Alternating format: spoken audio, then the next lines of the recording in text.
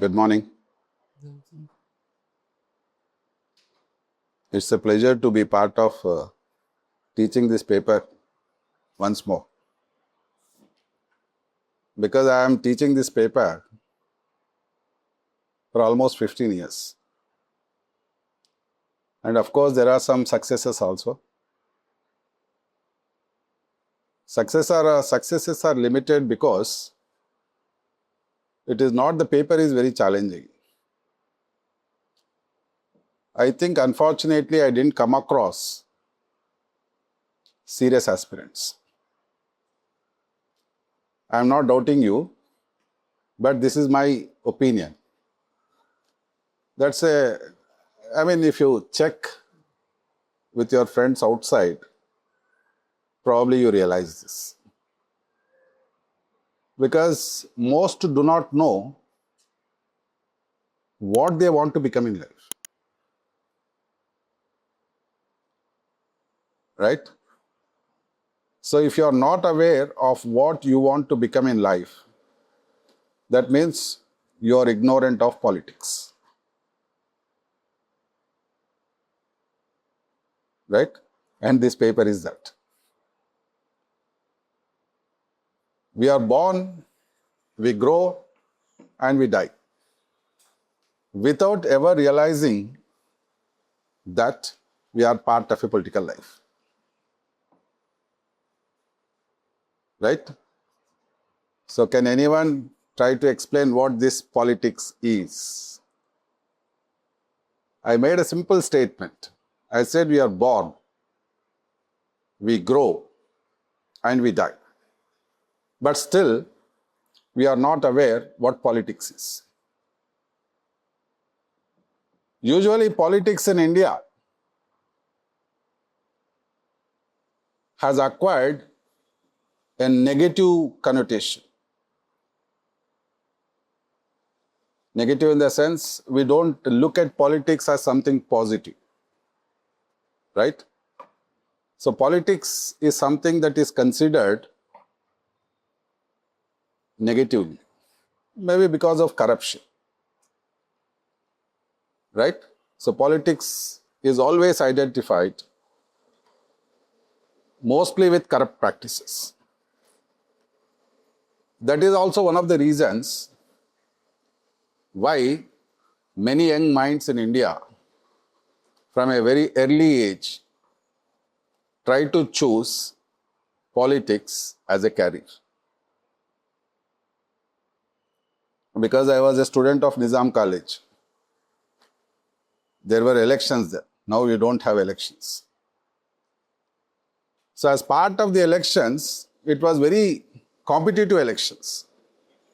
Competitive elections because those who win the election, Nizam College president, probably he would become Twin Cities MLA. Stepping stone. So that is how you try to shape your career. Right? So in essence, we are trying to identify politics as a career. Why? Because it is very lucrative. Lucrative in the sense, it helps you to make money. Because career is ultimately what we look at is how to earn money. Got it? So politics is also an arena that is identified to make money. And that is the reason why we continue to remain ignorant of our own self. So if you know this paper, Political Science and International Relations, PSIR. So if you know this political, probably half of your battle is won. Your preparation is done. If you know this one concept, that is political. Right? Political Science and International Relations. This is the title of the paper.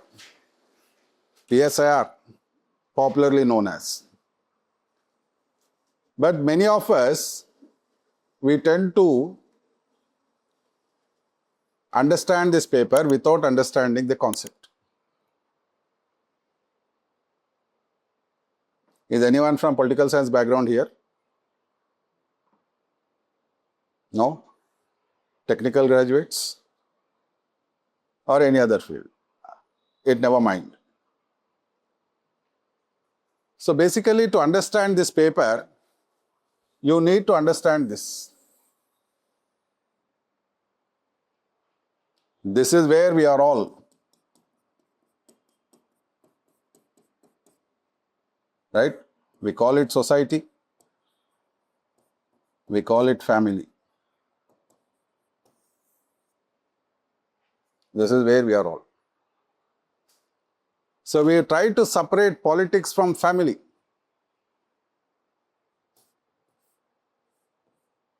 By one aspect, competition. Agreed? In family, you have compassion. In family, you have selflessness. Take your mother. If your mother was also equally competitive, probably she would have refused to feed you. She may starve,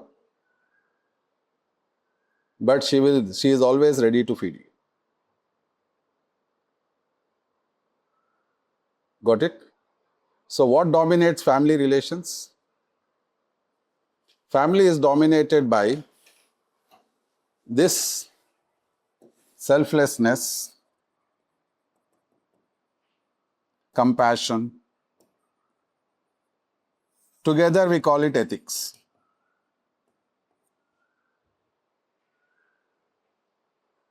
This is also one of your paper in GS. Ethics. Because politics and ethics are inseparable. You cannot separate politics and ethics. Now, if family is selflessness, then what is outside family? That is society. Outside of family is society. Then what is society? You are all here as part of a competitive world.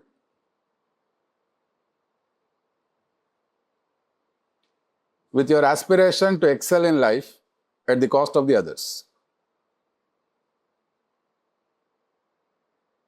Right or wrong? You want to attain success. Only you want to attain success. Only you alone want to attain success.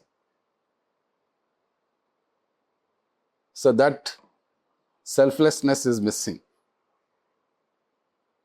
Got it? Right? This is politics. So what is politics? Politics injects the spirit of competitiveness. It brings the spirit of competitiveness. Everyone is equally competitive. But why there is competition? Why there is competition? What is the reason for everyone to be part of a competitive world? The reason for competition is simple: scarcity. Agreed? Why we are competitive? Why we are competitive? Because there are only less than 1,000 jobs UPSC offers. But the number of applicants, 10 lakhs. The number of aspirants, 5 lakhs. The number of serious aspirants, 10,000. And finally, how many are selected? Why? Scarcity. If there was abundance, then there is no competition.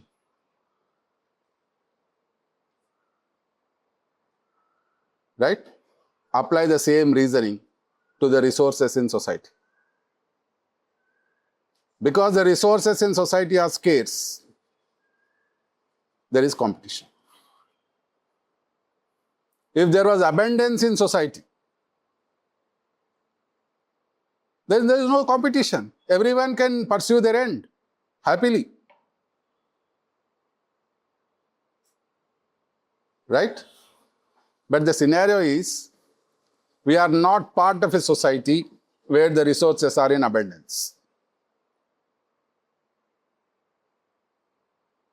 And the resources continue to remain scarce. If the resources are continued to remain scarce or limited, if the resources continue to remain scarce or limited, we can also use this word, limited. Agreed? Then what is needed? What is needed? We need to create a mechanism which equitably distributes the resources to everyone. Got it? Equitable distribution.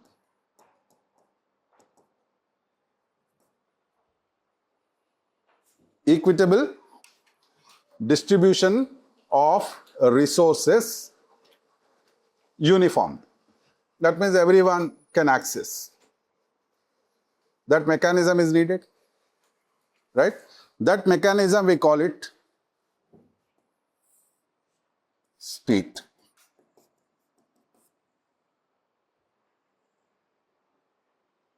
Right? Where did we begin? We begin with society. Now what has entered into society?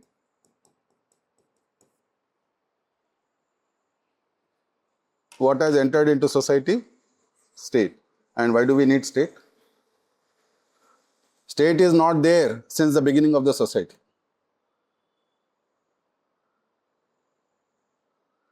When did state made an entry?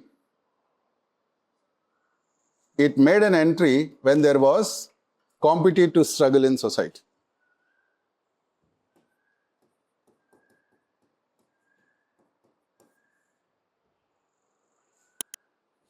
Right? In Hinduism, we call it Matsya. Matsya symbolizes big fish eating small fish.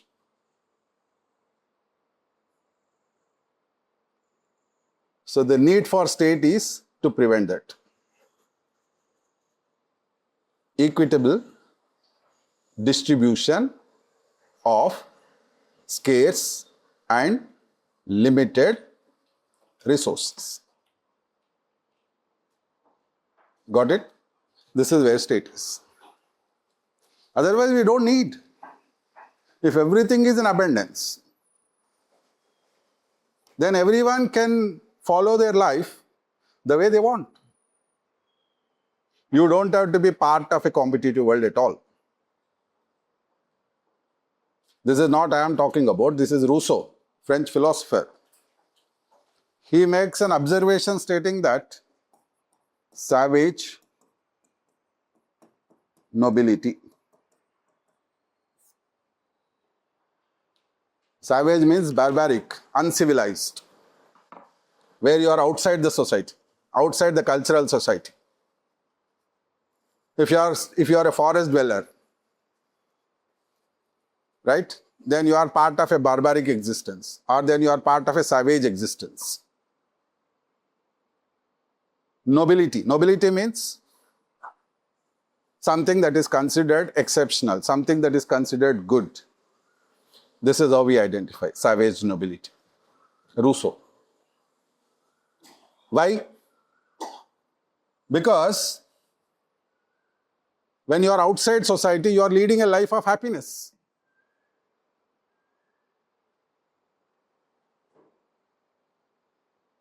You are leading a life of fulfillment. Happiness and fulfillment. What is fulfillment here?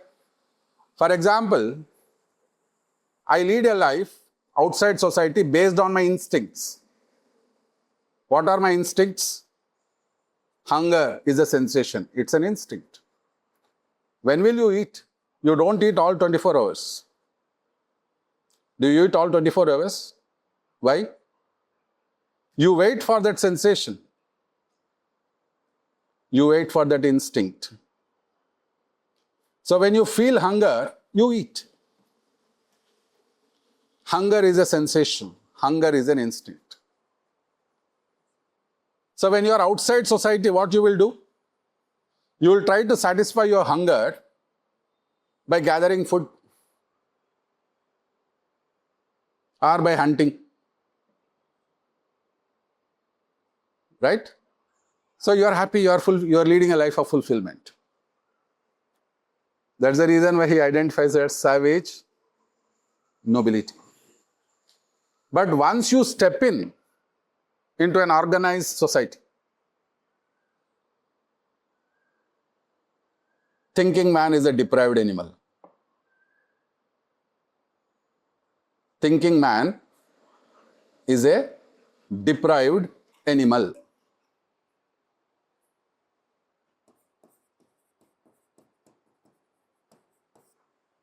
Thinking man is a deprived animal. Why? Because your wants have become infinite. You are no longer surviving on your instincts. You are surviving on your brain. And brain has infinite potential to think. Got it? Right? That's the reason why he made an interesting observation. Iron and corn civilize the man. Iron means industry, corn means agriculture. Invention of both of these, iron and corn, civilized the man, but ruined humanity. Ruined humanity. Humanity is lost. Because you are all part of your competitive world. Got it? So the more you are civilized, right, the more you are away from your own self-feelings, instincts. Because you are more dependent on your mental capabilities. This is what we call reason, R-E-A-S-O-N. Reason, rationality, right? One side it helps you to refine yourself, come out of this savage life. But at the same time, you have also become a deprived animal because you are not leading a life of fulfillment. You aspire to own a car. You get one car, you are not happy. You aspire to own a house. You get one, you are not happy. So you continue to remain a deprived animal, not human, because you already lost the human touch. Right? That's the reason why what Rousseau says is, it's not that we go back into an uncivilized life. That's not possible. So what we should do is recognize politics to reconcile our autonomy and authority. That means I should remain as free as I was. As free as I was before entering into society. And at the same time, I should also obey the authority. Politics is a struggle between these two things. Autonomy and authority.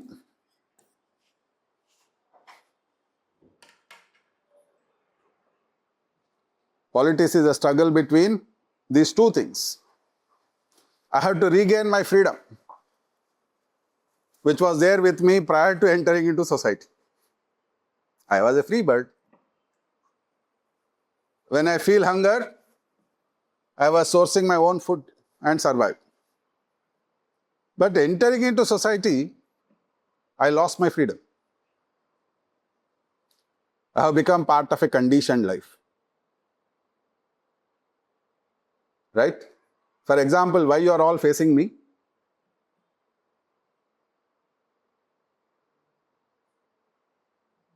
Why you are all facing me? Why not turn the other way?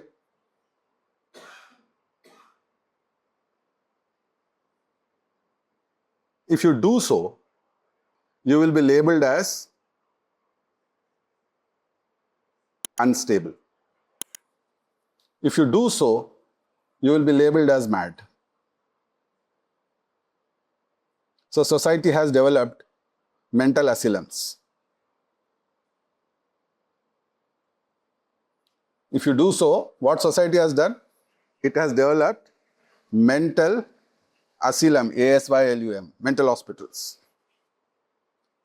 Because you are labeled as abnormal. So what society is trying to do? It is trying to normalize human behavior.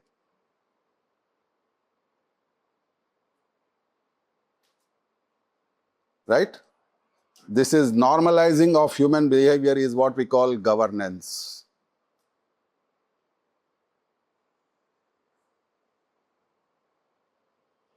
That means society recognizes certain standards of behavior. Society recognized certain standards of behavior, and everyone is expected to follow the standard.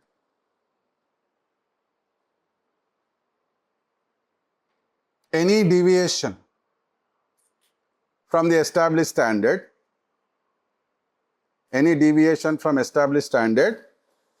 is identified as abnormality. That's the reason why French philosopher Michel Foucault, he maintains that whom we consider as mad, he is actually leading a life of freedom. Whom we consider as mad or abnormal, he is leading a life of freedom because he is not bothered about what others think. He is no way conditioned. He does what he wants, basically purely on instincts. Right? Giving scant recognition to his own ideas. If he wants to throw a stone, he will do that. But we consider him abnormal. He may sit in the class turning that side.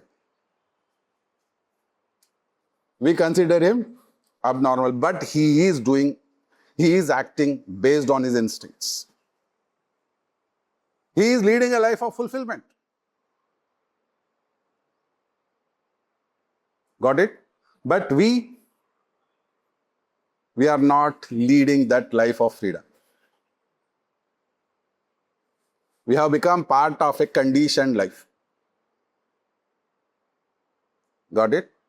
Because we are born into a society. We are born into a society where meanings are already established. I am not inventing or I am not discovering that this is a podium. Podium existed even before my birth. And society labeled it as podium. Now I am only recognizing it as podium. Chair, table. We are not labeling it. Are we giving any meaning to anything? Nothing. We accept it. This is how human minds are trained. We accept. We accept it as something given. We never question it. You develop only when you question it. Why should I call it podium? Why should I call it table? Why should I call it chair? We don't. We simply accept it as given, right? And appropriate the meaning. Clear? Right? So this socializing practice, this pattern of socializing brings you under governmentality. So you never question the authority. You accept the authority. You accept the authority. So authority becomes legitimate when it is justified by the people. If people give their consent, then it is legitimate. How do we give consent? Through democratic practices. We elect leaders. We elect leaders, and those who are elected, they are authorized to make decisions on our behalf. Authorize. Authority. And it is legitimate because it is based on our consent.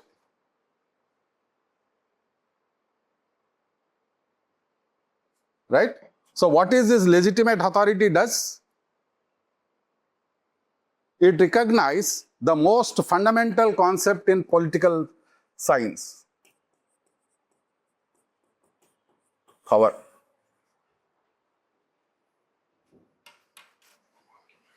What does it do? It recognizes the most fundamental concept, power. Any legitimate authority has acquired political power. When Prime Minister Modi announced demonetization, did we follow it or not? Why did we follow? Because it was based on legitimate authority. Legitimacy has come from consent of the people. So those who do not obey the authority, they are liable for punishment. This is the political power. So what does political power do? It comes with the monopoly use to punish.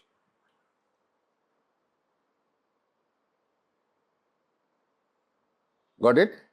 So political power invariably used only in the negative sense. Power is invariably used in negative sense. What is the negative sense of power? Authority to punish.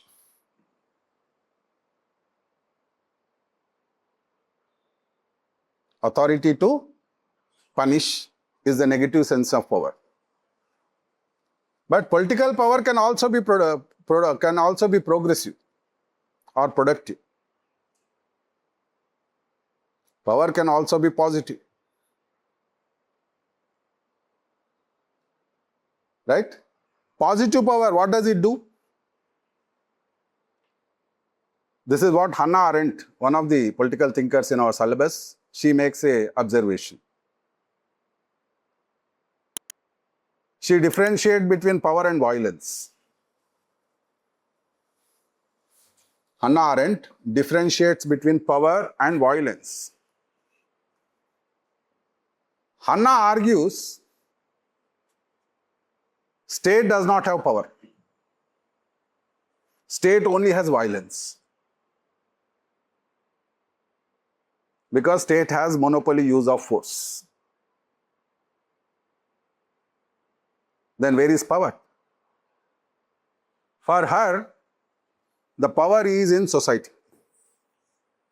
The power is in collective. Collective of people. Some years back, farmers in Maharashtra protested. So they organized a walk marathon to Mumbai. roughly around 50,000 farmers. Walk marathon to Mumbai. They had a grand reception everywhere they went.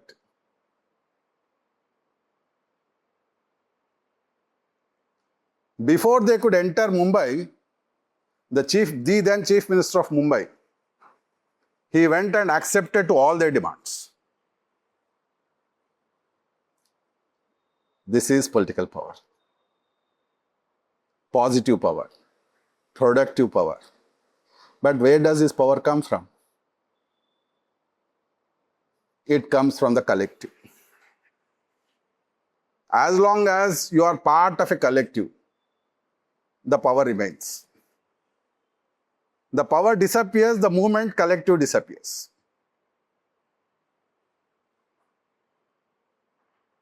Got it? How long the power lost? The power lost as long as the collective remained. Once the collective is disappeared, even the power disappears. You cannot store that. But when you are part of a collective, we witnessed major changes in history. Few of those changes are the glorious revolution in Great Britain, French Revolution, Russian Revolution. They are all outcomes of positive power. Because people collectively organized. This is what Hannah Arendt observes. She says power is never with the state. Power is never with any individual. It is a mistake to assume that power is with individual. It is a mistake to assume that power is with Prime Minister Modi or power is with Chief Minister Revanth Reddy. She maintains state only has violence. Power is always with the people, in the collective of people. This collective of people who exercise this power, we call it national freedom struggle. Got it? National freedom struggle. Why we identify it as struggle? Collective. Collective mobilization. If it was not there, then there is no struggle. Right? So all political changes invariably occur through struggle.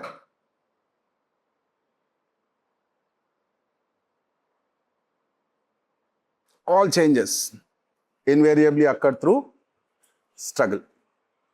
That's the reason why I said politics is an arena for competition. Politics is an arena for struggle. Politics is an arena for competition.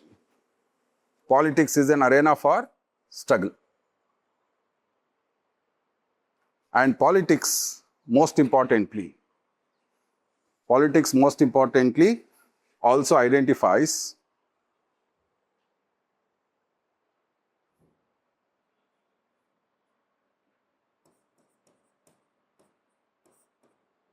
struggle, competition, and politics most importantly identified prescription. What is prescription? If you fall sick, what you will do? If you fall sick, what you will do? Jaramo say yes, sir. What you will do? You will visit a doctor and doctor prescribes you a medicine. Right? So politics is an arena for prescription. If there is no prescription in political life, then you remain stagnant. Stagnation should be overcome. So what is prescription here? Prescription comes with recognizing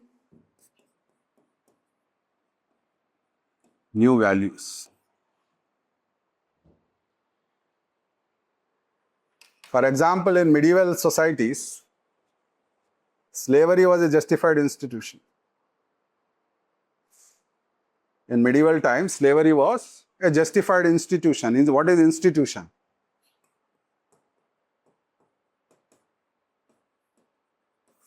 Slavery was a justified institution. What is institution? What do we call an institution?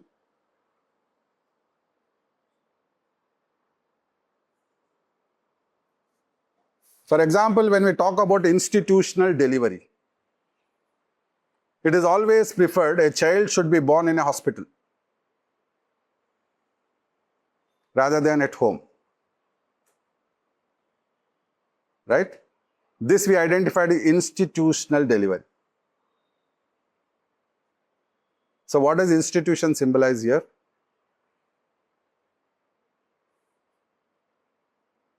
Institution is nothing but, family is also an institution, remember. So institution is nothing but recognizing standard operating values or standard operating procedures. This is how we recognize executive as an institution, judiciary as an institution, legislature as an institution, family as an institution. They are all institutions because they subscribe to certain standard operating values.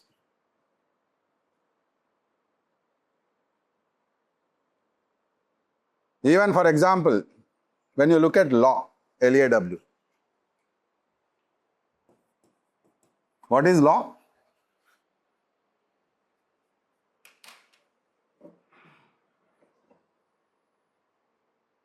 What is law?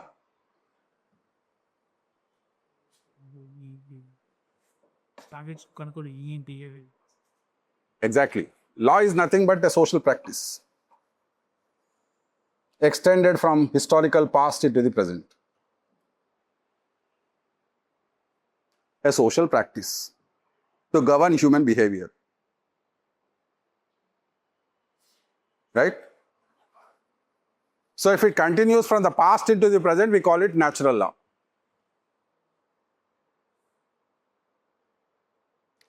Like triple talaq. Because every social practice has a religious base. Every social practice. That is how it acquired legitimacy. Even slavery for that matter acquired a religious base. That is how it acquires justification. So this, if something that continues from historical past into the present, we call it natural law. And without any questioning, we accept it. But if someone has a question about that, if someone questions why I should follow this, then it gives scope for positive law. If no one questions, natural law continues. If someone has a grievance, then they might question, why should I follow this? Am I not better off without following this?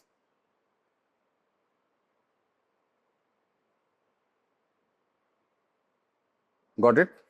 And what is law here? Natural law? A social custom, a social practice, having a religious base. So someone with a grievance, when they approached court stating that this is unacceptable, then it paved the way for enacting a new law, keeping the present in mind. That we call positive law. Again, this is nothing. Positive law is nothing but again regulating the social practice in a different way.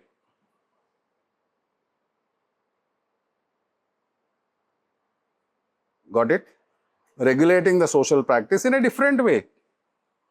But again, it's a new way of developing or promoting social relations. That's where law is. And that is the reason law is never promotional, remember. Law is never promotional. Law is always prohibitory or preventive. You can only have preventive law or prohibitory law. You can never have a promotional law.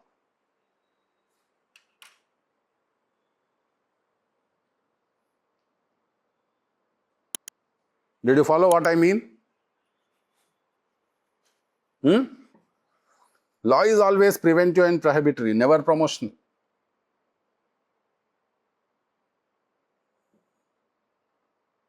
Right? For example, take untouchability. Article 17 of Indian Constitution prohibits the practice of untouchability. You cannot have a law promoting touchability.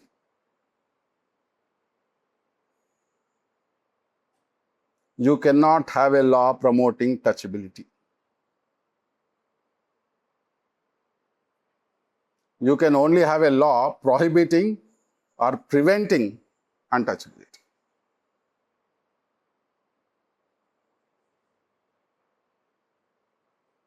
But it does not mean we cannot enact progressive laws.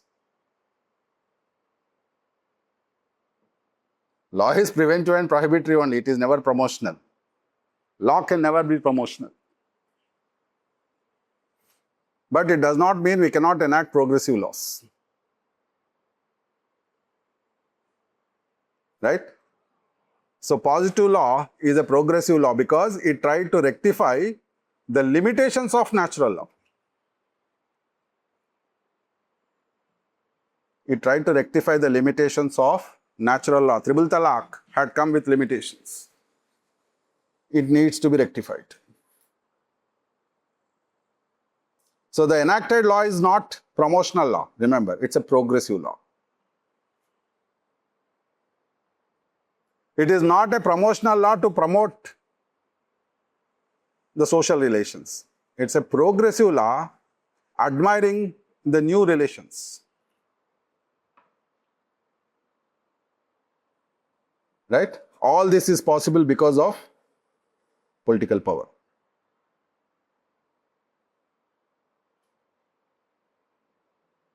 Got it? Followed what political is?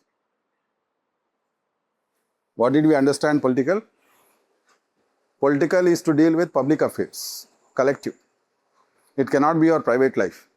Your private life is never part of a political life. Of course, feminists do not accept to this.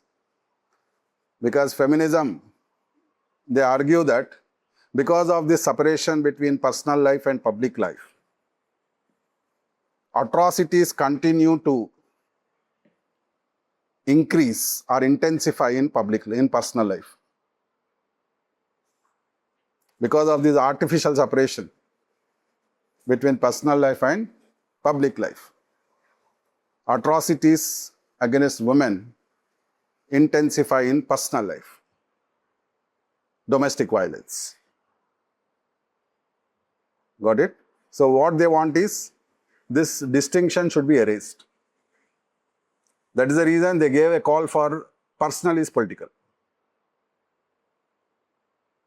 There is nothing like personal life or private life. Everything should be brought under state regulation. If you don't bring it, then probably you cannot prevent the atrocities against women.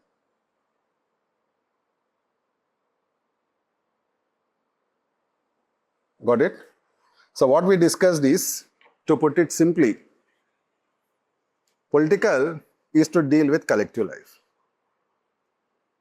So the idea of political is not to force or promote collective over the individual.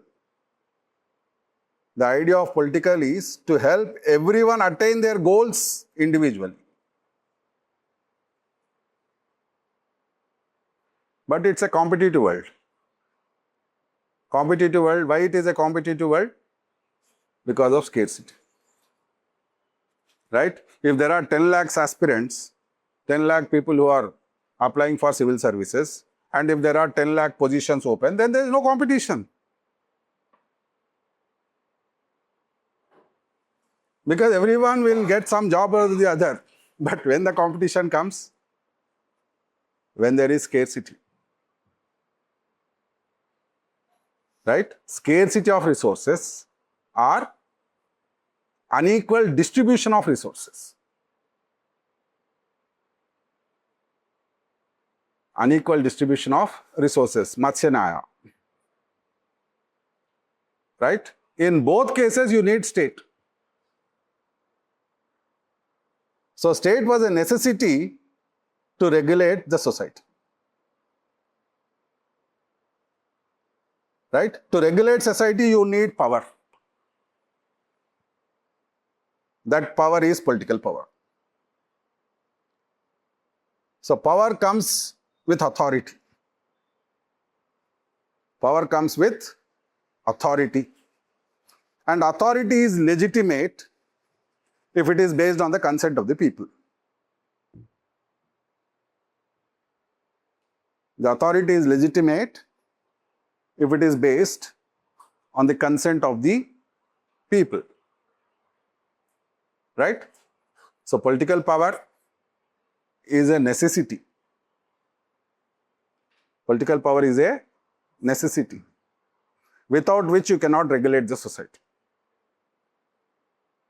But it does not mean that the collective should overrule the individual.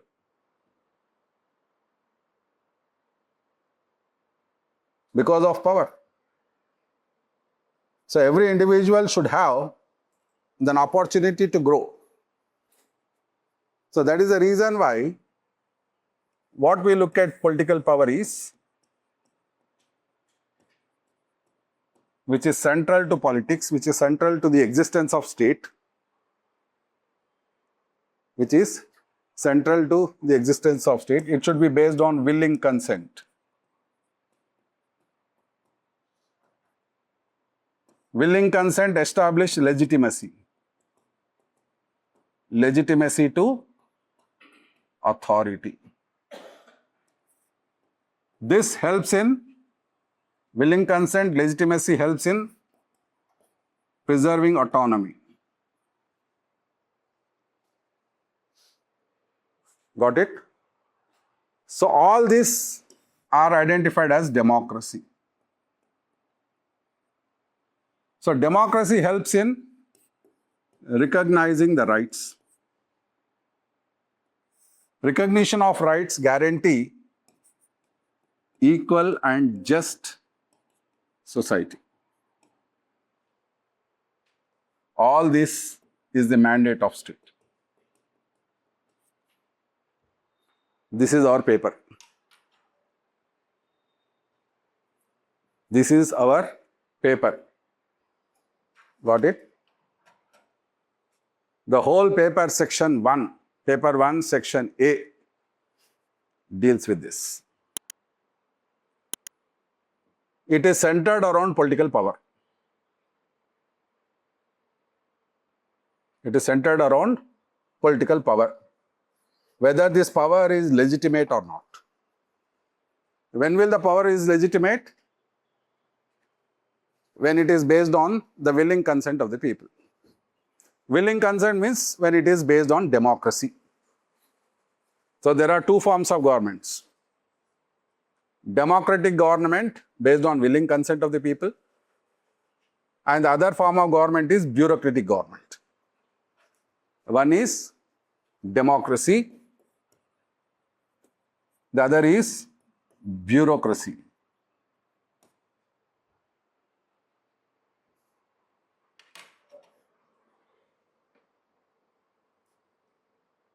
What is democracy? If a government is based on willing consent of people. That means if the government is based on elected representatives.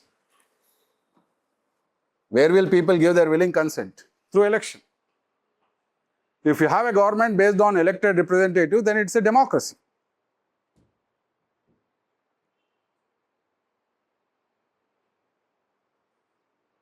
If you have a government based on elected representatives, then it's a democracy. And what is bureaucratic rule? A government based on appointed authority. Military rule is a bureaucratic rule. Military dictatorship is a bureaucratic rule because they are not elected. Are they elected? They are appointed. At best, self-appointed. Either they are appointed or self-appointed. There is no element of election. Where there is no element of election, it's a bureaucratic rule. However good a bureaucratic rule is, we do not appreciate it. So we welcome only a democratic rule. Because democracy helps us to learn from our own mistakes.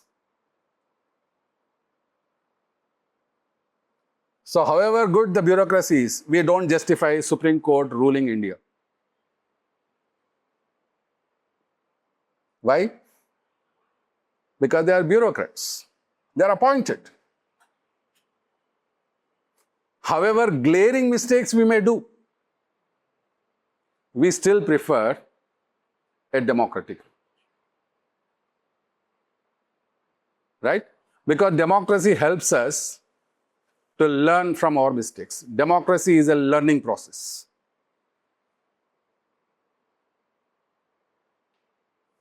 We may go wrong once, we may go wrong twice, we may go wrong thrice. But we learn from our mistakes. That is how we reconcile authority and autonomy.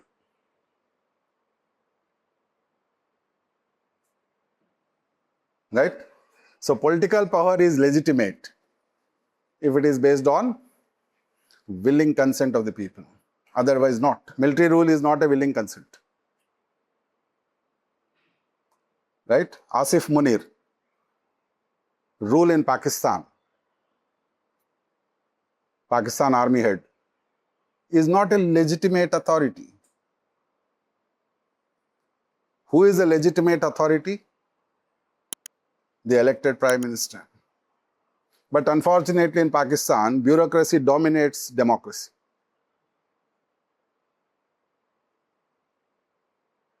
Right? So it is not legitimate. In India, we do have bureaucracy because bureaucracy is a necessary evil.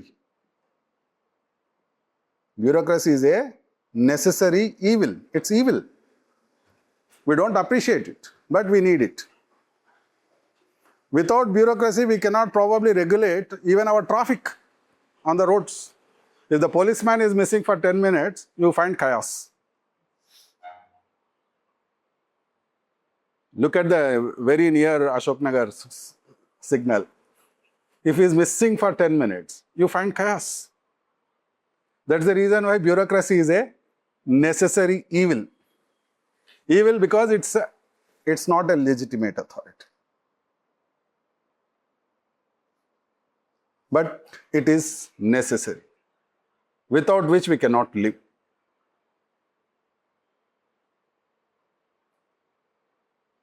Clear? We need bureaucracy. But democracy should control bureaucracy, not bureaucracy control democracy. Democracy, Modi may do 100 mistakes, but still we give a chance to Modi, not to the Chief Justice of India. Got it? Because he is an elected leader. Today he is there, tomorrow he may not be there. But we can learn. But if decisions are made by the Chief Justice of India, even though it is in the good of the country, it's unwelcome. Like the Chief Justice of India interfering into freebies. Supreme Court should not have entertained that petition at all. Because state governments offer freebies because that is the electoral promise that they make to the people. They are elected. Whether they give freebies or not, that's their matter. It's not the issue of the court. However good the intention of the judiciary may be. Got it? We cannot be under bureaucratic rule. We have to be under the democratic. Right? We tend to learn from our mistakes. This is what Andhra did. They learned from their mistakes by removing Jagan Mohan Reddy from power, even though he was favoring the people through freebies every month. Got it? Every month he paid money to some or the other sections of the Andhra population.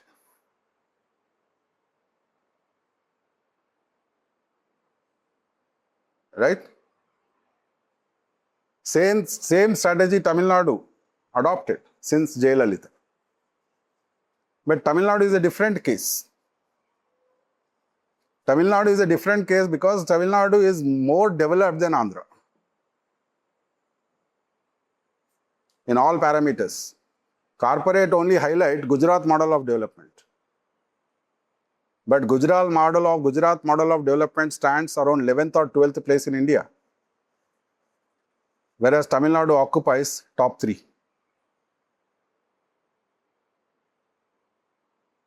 But they never claimed that Tamil Nadu model of development should be followed everywhere. Top 3. Whether in terms of health, education or employment. If you look at the statistics.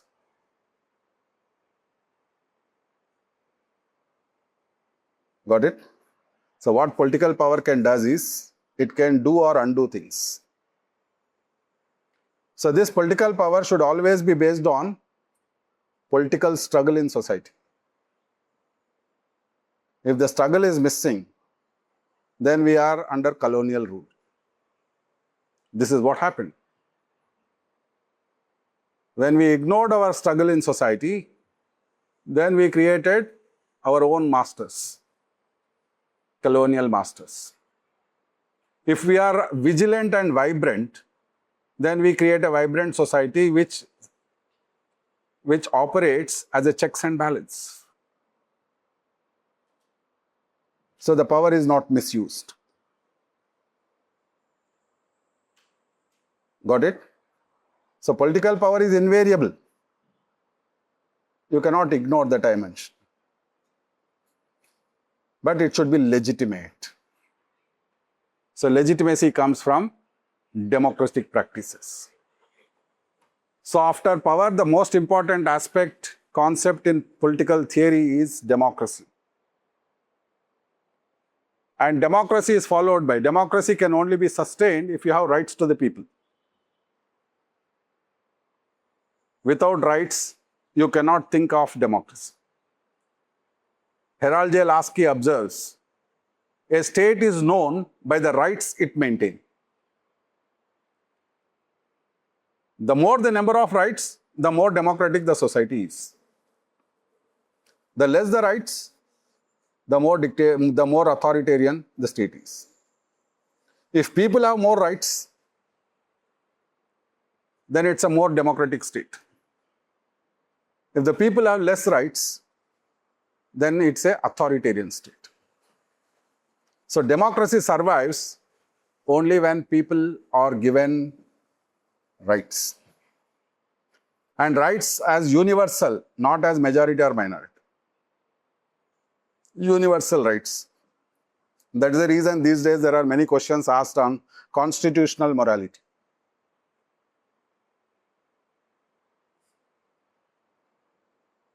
Right? Because political science concepts cannot be particular to any society or particular to any section of the population. They are universal. Universal means equally applicable to everyone. Whether it is power, whether it is democracy, or whether it is rights, or whether it is the concept of equality. concept of equality in the context of India at least, it is both a policy as well as a right. It is a right given to the people, and it is also a policy. Just now, I said law is never promotional in India. Anywhere, not only in India. It is preventive or prohibitory. Then if you want to aspire to bring promotional change, then we need policy intervention. Promotional change is possible only through policy intervention. It is not possible through law.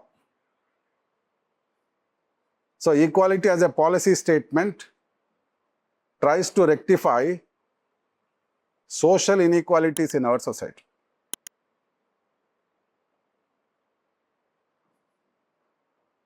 Got it? So equality is also the bedrock for democracy. Only when you create conditions for equality, then you hope to create a just society. Because no one is perfectly equal. We are not born equal. Right? I am tall, I am bald, you are not. So you cannot say that everyone should be equal means everyone should be bald. Everyone should be tall, everyone should be short. No. We are not equal. But equality highlights that we can be treated equal.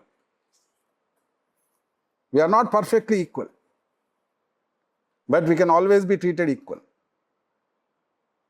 So this treatment of equality shall not maintain any discrimination. Gender discrimination, caste discrimination, or religious discrimination.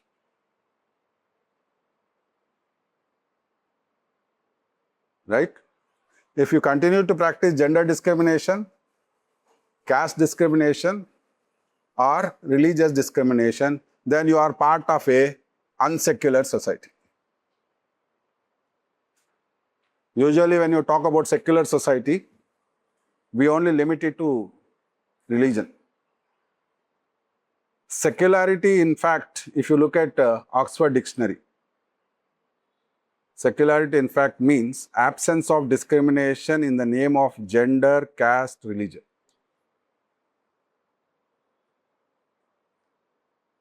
Right? But we always identify secularism with religion. It is not limited to religion. It goes beyond religion to take caste and gender into consideration. If you continue to practice patriarchal society, then it is unsecular. Because it is promoting gender discrimination. Caste hierarchy anyway prevails in society, at least in Indian society.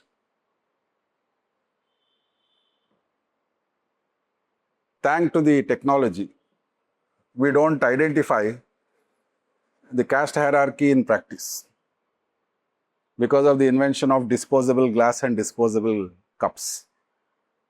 Otherwise, if you go to village, you are part of an identified life. Right? Where your caste hierarchy identifies your position in society. So that's also part of unsecular society. Clear? So equality as a right and equality as a policy should be promotional. And finally, if you can realize all of this, then you are part of a just society. This is where the concept of justice is. All this is central to state. That means state shall exercise political power based on willing consent of the people. Legitimate authority. So willing consent signifies a democratic state. A democratic state further enhanced by recognizing the rights. And a democratic state further expands by creating the conditions for equality. Got it? And finally, a just society is created through all of this. This we identify as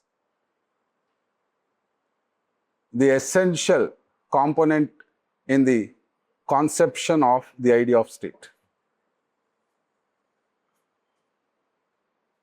Clear? So this is central. So political power is also part of your paper 2 section B, section 1, section A and paper 2, where we have comparative politics.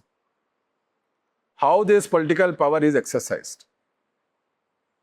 Because political power invariably we find in every society. Whether the political power is based on mobilizational politics or reconciliational politics.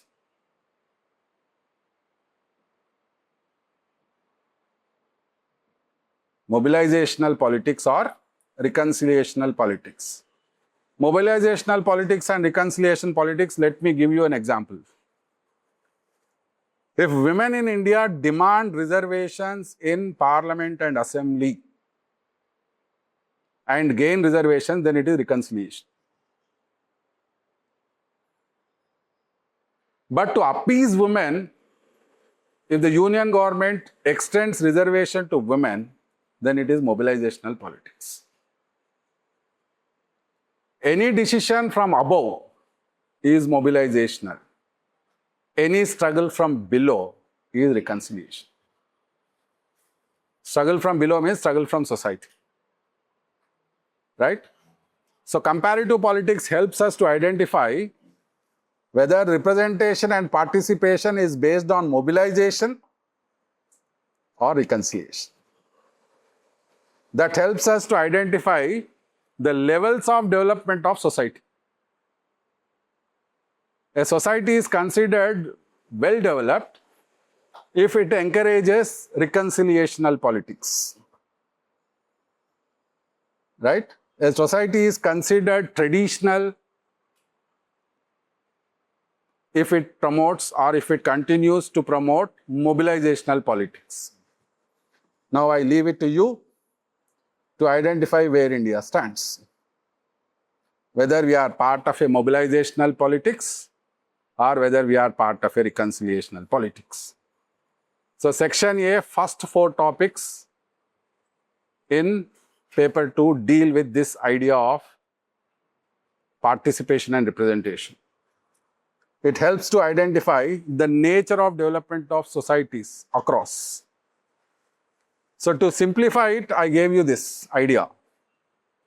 Whether we are part of a traditional politics, that means mobilizational politics, or whether we are part of a more advanced societal features like reconciliational politics.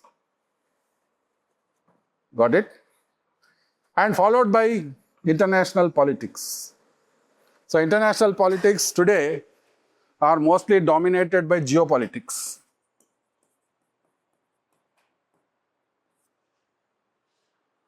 Geography and power, political power combined. Geopolitics always highlight struggle, conflict. This is what we visualize in Ukraine conflict.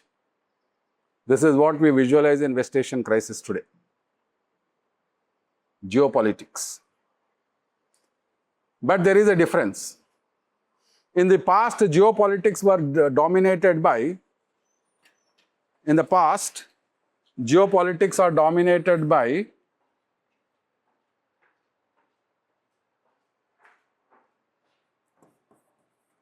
defensive struggle.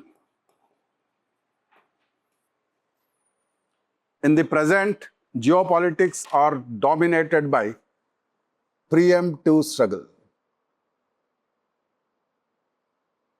Israel invaded Iran, not because Iran invaded Israel.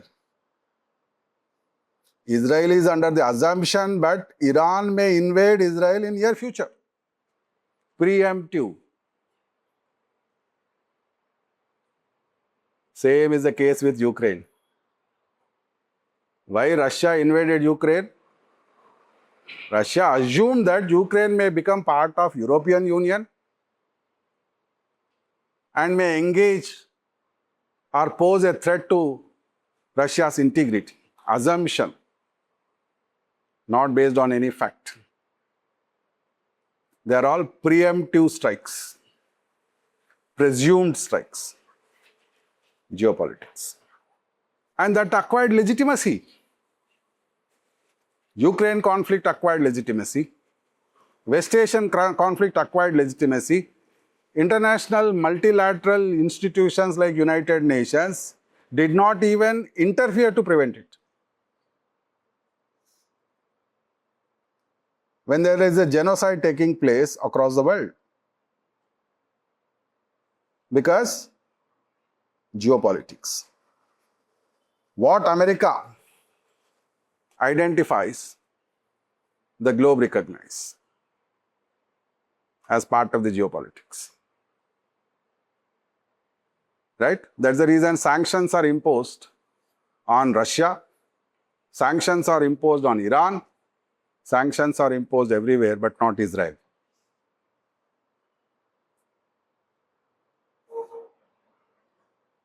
Why? Because America shapes, America represents, and America dominates international institutions. That is the reason why there are no sanctions on Israel. Sanctions are in place on Korea, North Korea, Iran, Russia, but not on Israel. If it was universal, then Israel should also be brought under sanctions. They didn't do that.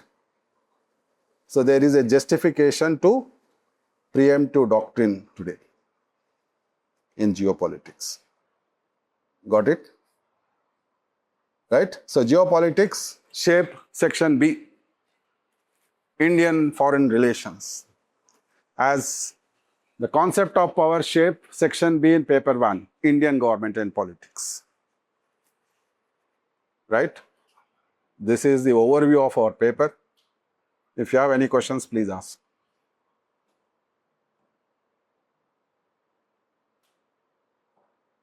Paper is simple. Remember, maybe the terminology I used may be new to some who are not from political science background, but otherwise paper is simple, and this paper also helps you in your GS preparation, particularly GS paper 2 and GS paper 4, because politics and ethics are inseparable. And if you have good conceptual understanding of this paper, it helps you in essay writing also.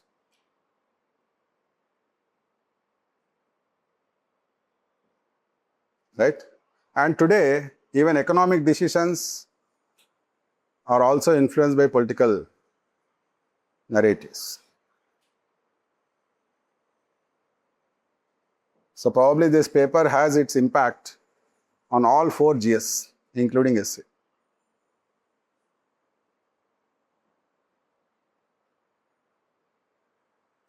Right? Did you follow what I tried to explain in the last 1 hour? If you don't have questions, then probably you didn't follow. There are 2 scenarios. Either you follow or you don't follow. Because Immanuel Kant, he is also an Enlightenment thinker. He made one observation. He said that if you stop thinking, then you are under self-imposed slavery. So I don't want any one of you to be under self-imposed slavery. Think. You have nothing to lose, only to gain. The more you think, the more you gain. Nothing to lose. If you stop thinking, you are under self-imposed. Right? So one thing that this paper demands is your own creative thinking, because you cannot anticipate the questions. Because the direct questions are far and few. And anyway, before we start this paper, I want everyone to have that previous year's question bank. Not with answers. Ignore the answers. Only the question part. Topic wise, assorted from 1990 to 2025.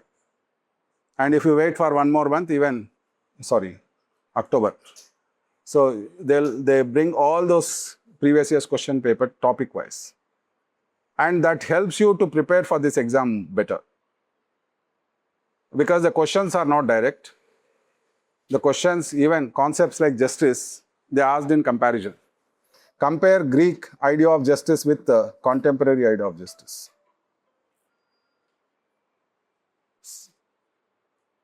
Got it?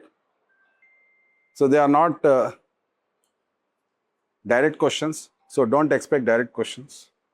So to make this preparation even more simple and lucid to understand, carrying that question bank is essential. So you get used to what sort of questions are asked every year on each concept. That helps your preparation. Got it? So you can limit the scope of your preparation and you can continue to practice answer writing based on that concept and clear the exam. Right? And to conclude, one of my students was successful, having secured 64th rank in her first attempt. And she was from computer science engineering. PSI. First attempt. Got it? So if you have effort, you can succeed. And interrupt me if you are part of the course as many times as you want. Because I don't want anyone to go out of the class without clarity. Right? So if you understand and internalize the ideas, then it's an easy way to answer the question. And I want everyone to come out with flying colors in their preparation. Thank you. All the best.